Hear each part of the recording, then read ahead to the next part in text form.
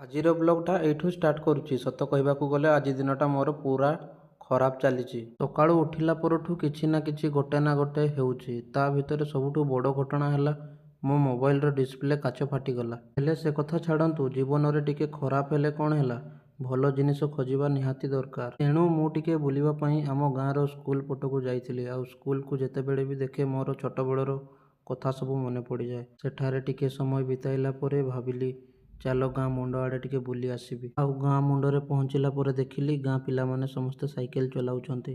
କିଏ ଆଗରେ ଯାଉଛି, କିଏ ପଛରେ ଯାଉଛି, ସମସ୍ତେ ନିଜ ନିଜ ଷ୍ଟାଇଲରେ ସାଇକେଲ ଚଲାଉଛନ୍ତି। ପିଲାମାନଙ୍କୁ ଦେଖି ମୋର ବି ପିଲାଦିନ କଥା ମନେ ପଡ଼ିଗଲା।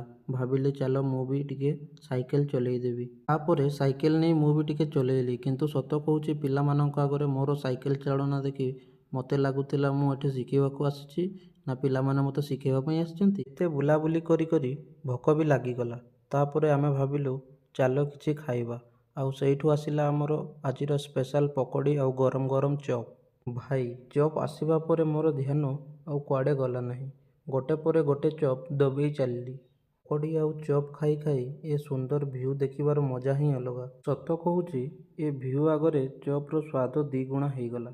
ଖାଇବା ଶେଷ ହେବା ପରେ ମନେ ହେଲା ଆଉ ଦୁଇଟା ଚପ୍ ଥିଲେ ଆହୁରି ଭଲ ଲାଗିଥାନ୍ତା। ତାପରେ ଆମ ଗାଁ ମୁଣ୍ଡର ଏଇ ସୁନ୍ଦର ଭିଉ ଦେଖି ମନଟା ପୁରା ଫ୍ରେଶ ହେଇଗଲା। ଚାରିଆଡ଼େ ସୁନ୍ଦର ପ୍ରକୃତି, ଖୋଲା ପବନ, ଏମିତି ଜାଗାରେ ଟିକେ ବସିଲେ ଲାଗୁଛି ଜୀବନରେ ଆଉ କିଛି ବି ଦରକାର ନାହିଁ।